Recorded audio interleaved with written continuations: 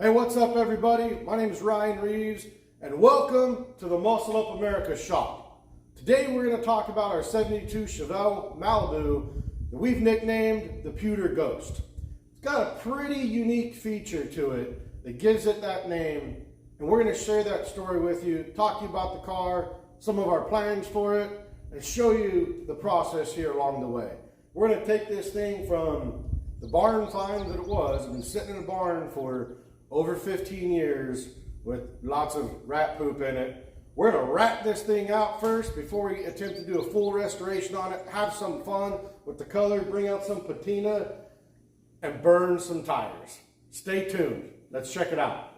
All right, first step here. Let's take a look at what's going on under the hood.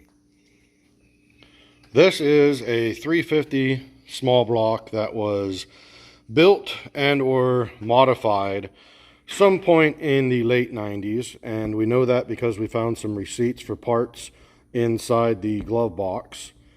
We did replace the carburetor with this Edelbrock AVS2, which we'll get to talking about that here a little bit later. This is a good carb, but it is not the right carb for this engine.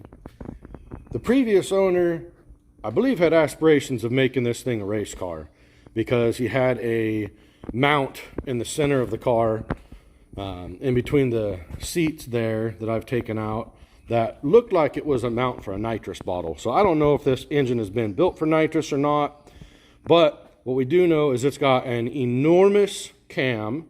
It's got double hump heads, which are beautiful heads for an old Chevrolet factory head, the best small block head you could have gotten back in the day.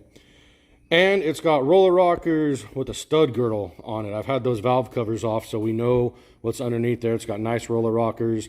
The cam is really big. I don't know how big, but it makes a lot of lift. And so it's got no vacuum, which is why that Edelbrock carburetor does not get the job done. So we're going to be replacing that carburetor. And I think we're also going to ditch the old Holley manifold here in favor of a Edelbrock Performer RPM that we've got lying around. Not an air gap, I wish it was, but not going to drop $300 on a manifold right now. So we'll swap that. We're going to put a double pumper on there and the Performer RPM and see what we get. Let's take a look at the rest of this car here externally.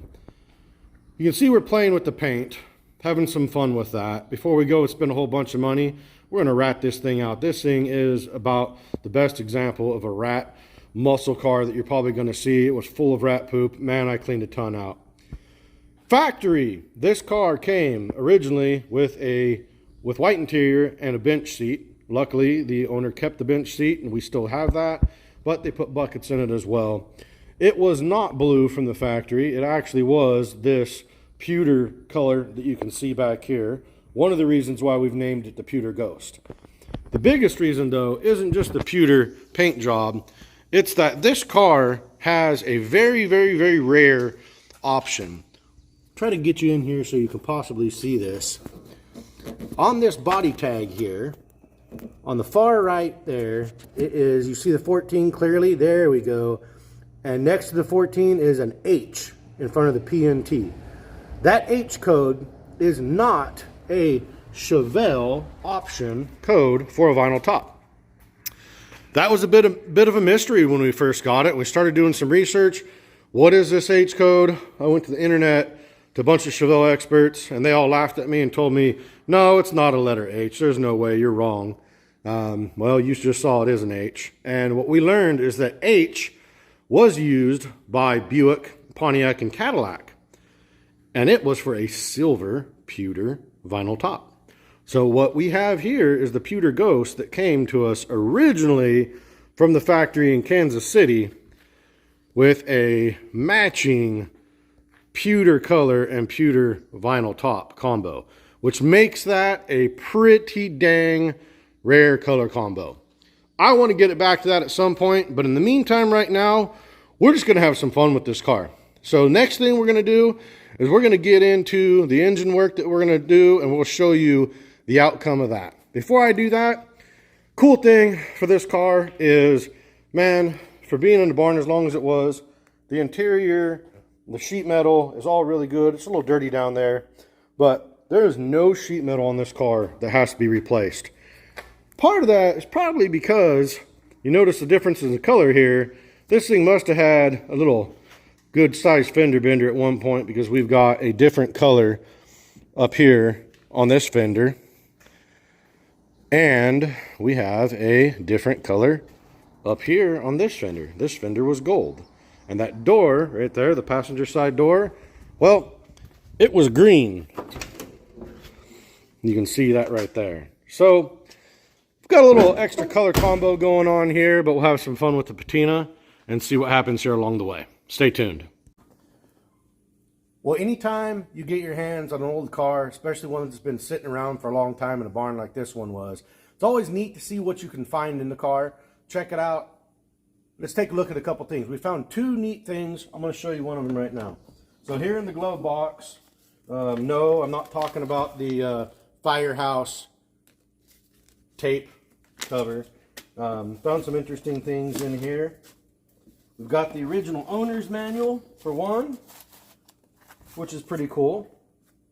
It's in decent shape, all things considered. We've got receipts from the work that was done on the engine. This is where we found out that found the receipt for the cam and the, oh, that's just oil filters, but the receipt for the cam is in here, right here. Here we go. From Abbey Performance. There's a stud girdle, there's a cam, 7/16 stud, lifters, roller timing chain, and 7/16 rockers. Back in 1996, $418, another $185 for the stud girdle. Kind of neat to see that. Then the other fun thing in here is a whole bunch of ET slips. This guy was running 16 flat before he started doing some work on it. That's pretty pathetic, but hey, they all start there at one point. So another one, 16-1. This is from April 10th, 1994. Another 1608. I've been through them a couple times. It's pretty much all that. We got old insurance cards and stuff in here too. That's kind of neat. It's always neat to find see what you can find in here. Next, I'm going to show you the Easter egg that we found in this car. It's pretty cool. You got to check it out.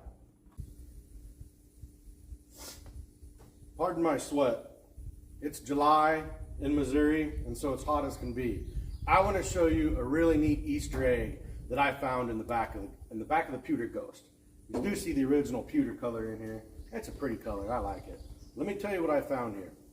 I have two uncles who worked for GM for many years in the assembly lines, and my Uncle Lloyd told me a story about how guys back in the day would hide things in some of the cars as Easter eggs for people to find later. Sometimes it was cool things like a Coke bottle inside the frame rail to make noise, or sometimes they'd hide neat things.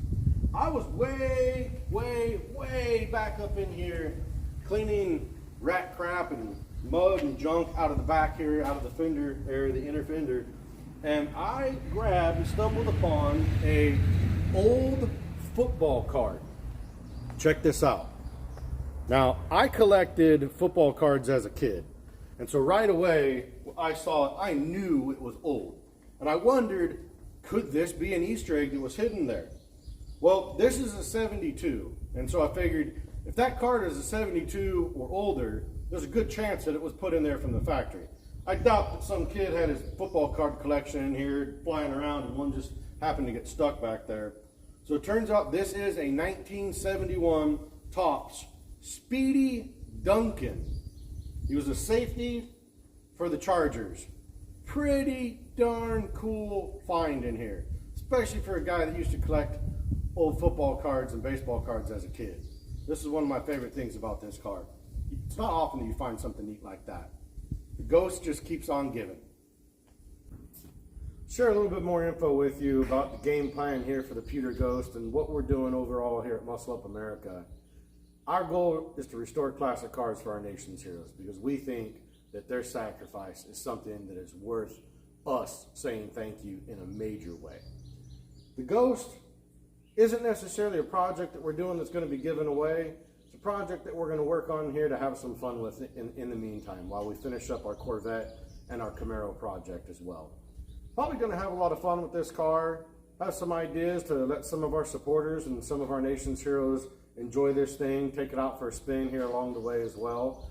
This car, I mentioned we found it in a barn, and the guy before had been turning it into a race car. It's got a 373 posi rear end. It's got a little about 2500 stall and the turbo 350 transmission as well. It's a fun car. That's our goal. I've had people ask me, hey, is it for sale? I'll buy it from you just like it is. Look, almost everything's for sale for the right price, but that's not what we're trying to do here with this car. This thing is going to be an agent of fun. That's what we're after with the Ghost. That's its purpose. You can help support Muscle Up America and our efforts to restore classic cars for our nation's heroes by going to our website, muscleupamerica.com. Get yourself a shirt. If you really want to be a part of what we're doing, you can join our Founders Club. That's easy to do. You can help us choose who we give away our Corvette to. And neat thing that we do that I know a lot of you are going to love is you can get your own ride on a custom t-shirt just like this. We'll put your actual car onto a t-shirt for you. That's pretty stinking sweet. So check it out. Thanks for your support. Let's muscle up America together.